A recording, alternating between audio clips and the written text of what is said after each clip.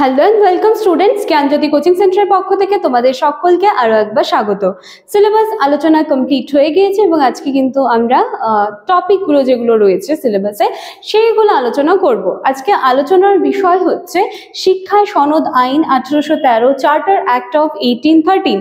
Class বা আলোচনার বিষয় শুরু করার আগে বলে নিতে চাই, তোমরা যারা জ্ঞানজ্যোতি কোচিং সেন্টারের সাথে যোগাযোগ করতে চাইছো তার জন্য তোমাদেরকে বোর্ডের কর্নারে দেওয়া দুটি নাম্বারের মধ্যে যে কোনো একটি নাম্বারে যোগাযোগ করে নিতে হবে। নাম্বার দুটি হলো জ্ঞানজ্যোতি কোচিং সেন্টারের অফিসিয়াল হেল্পলাইন নাম্বার।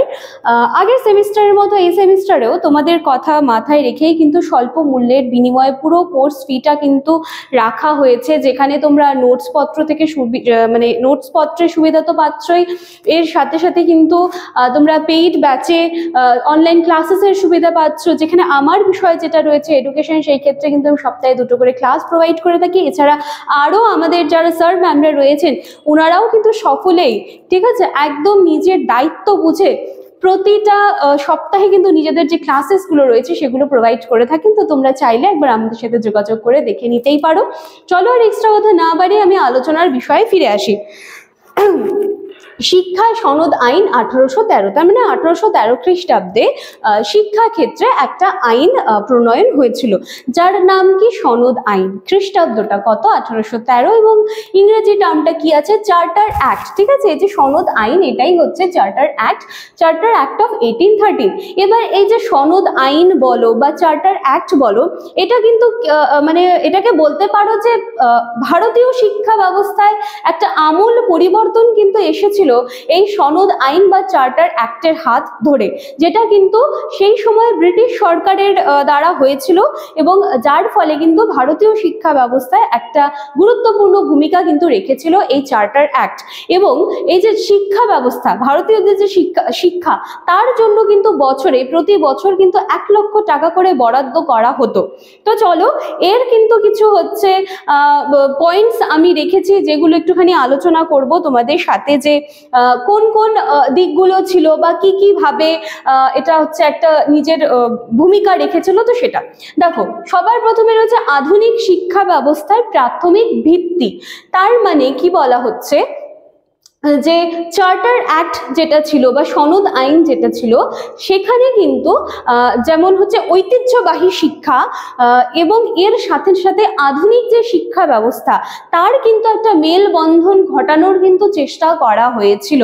ঠিক আছে, এবং এর সাথে সাথে এটাও বলা যায় যে আধুনিক শিক্ষা ব্যবস্থা মানে কি? আধুনিক শিক্ষা ব্যবস্থা মানে যেটা আমি বললাম যে ঐতিহ্যবাহী শিক্ষা, মানে মনে করো যে মাদ্রাসায় গিয়ে যে সমস্ত শিক্ষা ব্যবস্থাগুলো গ্রহণ করা হতো বা গুরুকুলে আশ্রমে থেকে যে শিক্ষা ব্যবস্থাগুলো গ্রহণ করা হতো, সেটার সাথে কিন্তু আধুনিক যে শিক্ষা ব্যবস্থা যেখানে ইংরেজি, বিজ্ঞান, সাহিত্য এই বিষয়গুলো যে রয়েছে তার কিন্তু একটা মেলবন্ধন কিন্তু তৈরি করার চেষ্টা করেছিল এই যে চার্টার অ্যাক্ট বলতে পারো বা সনদ আইন বলতে পারো। তো সেই ক্ষেত্রে হচ্ছে এই প্রথম পয়েন্টটা আমি রেখেছি। এরপরে রয়েছে ইংরেজি শিক্ষা গুরুত্ব। ইংরেজি শিক্ষার গুরুত্ব দেখো, প্রথম দিকে যদিও এই যে সনদ আইন যেটাকে প্রথম দিকে কিন্তু এটা ইংরেজি শিক্ষার প্রতি সেরকম একটা ঝোঁক দেয়নি, কিন্তু পরবর্তীতে এটা বেসিক্যালি কিন্তু মানে ঝোঁক দিয়েছিল ইংরেজি শিক্ষার প্রতি। ঠিক আছে, ইংরেজি ভাষায় যে শিক্ষাটা সেটার প্রতি কিন্তু পরবর্তীকালে এটা বেশি ঝোঁক কিন্তু দিয়েছিল। ঠিক আছে, আচ্ছা এরপরে চলে যাচ্ছে ধর্মীয় শিক্ষার প্রসার। এই যে সনদ আইন, এই আইনের হাত ধরে কিন্তু খ্রিস্টান মিশনারি যেগুলো ছিল সেইগুলো কিন্তু বলতে পারো যে মানে শিক্ষার সাথে সাথে কিন্তু তাদের যে ধর্ম ছিল তার প্রচারেও কিন্তু বিশেষভাবে সক্রিয় হয়েছিল। তো সেই সূত্রে এই যে পয়েন্ট আমি যেটা রেখেছি ধর্মীয় শিক্ষার প্রসার, তো সেটা হচ্ছে এটাই যে সনদ আইনের হাত ধরে কিন্তু দেখা গিয়েছিল যে মিশনারি যেগুলো ছিল তারা কিন্তু নিজেদের ধর্মগুলো প্রচার করতে শুরু করেছিল আস্তে ধীরে। ঠিক আছে, আচ্ছা এরপরে চলে যাচ্ছি 4 নম্বর পয়েন্টে। আচ্ছা 3 নম্বরে এখানটা একটা কথা না বললেই নয় যে ধর্মীয় শিক্ষার প্রসার কিন্তু হচ্ছিল আস্তে আস্তে, কিন্তু বিভিন্ন ধরনের বিদ্যালয় বলো, বিভিন্ন ধরনের কলেজ বলো, এগুলো কিন্তু স্থাপন হচ্ছিল। ঠিক আছে, যে ধর্মীয় শিক্ষার প্রসার যেটা সেখানে বলে দিলাম। আচ্ছা, স্থানীয় ভাষার ওপর গুরুত্ব আরোপ। দেখো, যদিও তহবিল তো একটা বরাদ্দ করা হচ্ছিল যে স্থানীয় ভাষায় যেন পুরো শিক্ষা ব্যবস্থাটা চলে, কিন্তু পরবর্তীতে দেখা যাচ্ছিল যে পুরোটাই কিন্তু ইংরেজি ভাষার উপর ভিত্তি করেই কিন্তু পুরোটা পরবর্তীতে মানে বেশি ঝোঁক দেওয়া হয়েছিল সনদ আইনের আর কি। ঠিক আছে, আচ্ছা এরপরে চলো আমাদের লাস্ট পয়েন্ট, এখানটায় আমি লিখেছি, এখানে লিখলে হয়তো তোমরা ক্যামেরার ওপাশ দিয়ে দেখতে পেতে না। তো চলো প্রভাবটা দেখে নিই। যে শিক্ষা ব্যবস্থায় ব্রিটিশ সরকার কিন্তু সক্রিয় অংশগ্রহণ করেছিল, যেটা আমি বললাম যে ভারতীয় শিক্ষা ব্যবস্থা একটা আমূল পরিবর্তন কিন্তু এই যে সনদ আইনের বা চার্টার অ্যাক্টের হাত ধরেই কিন্তু এসেছিল।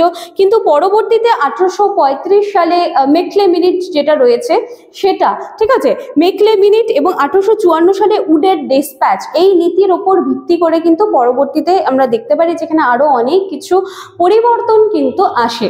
ঠিক আছে, তাহলে এই ছিল কিন্তু আজকে আমাদের আলোচনার বিষয়, শিক্ষায় সনদ আইন 1813 বা চার্টার অ্যাক্ট অফ 1813, যার জন্য কিন্তু ভারতীয় শিক্ষা ব্যবস্থা একটা আমূল পরিবর্তন এসেছিল এবং শিক্ষা ব্যবস্থার জন্য কিন্তু মানে 1 লক্ষ টাকা এরকম একটা অ্যামাউন্ট কিন্তু বরাদ্দ করা হয়েছিল। এবং যেখানে আমরা দেখতে পাচ্ছিলাম যে ব্রিটিশ ইস্ট ইন্ডিয়া কোম্পানি যারা ছিল এর সাথে সাথে কিন্তু তারা নিজেদের যে বাণিজ্য করার যে অধিকারটা সেটাও কিন্তু পোক্ত করেছিল। তো এই ছিল আজকে আমাদের ক্লাস বা আলোচনার বিষয়। আশা করছি ভিডিওটা তোমাদের ভালো লাগবে, কনসেপ্টটা অ্যাটলিস্ট তোমাদের ক্লিয়ার হবে যে শিক্ষায় সনদ আইন 1813 এবং এক্ষেত্রে কোন কোন বিষয়গুলো ছিল, ইংরেজি শিক্ষার গুরুত্ব, স্থানীয় ভাষার উপর গুরুত্ব আরোপ তো প্রথম দিকে বলা হয়েছিল, কিন্তু পরবর্তী মানে দেখতে পাই যে ইংরেজি ভাষার উপরেই কিন্তু ঝোঁকটা বেশি প্রদান করা হয়। তারপরে এর প্রভাবগুলো আমরা দেখতে পারি যেগুলো পরবর্তীতে মেকলে মিনিট বলো, উডের ডিসপ্যাচ বলো, এগুলোর হাত ধরে কিন্তু পরবর্তীতে আরো অনেক চেঞ্জেস কিন্তু এসেছিল। তো এই ছিল আজকের ক্লাস বা আলোচনার বিষয়। আশা করছি ভিডিও তোমাদের ভালো লাগবে। ভালো লাগলে লাইক, কমেন্ট, শেয়ার, সাবস্ক্রাইব করতে কিন্তু ভুলবে না। দেখা হচ্ছে নেক্সট দিনের ক্লাসে। Thank you.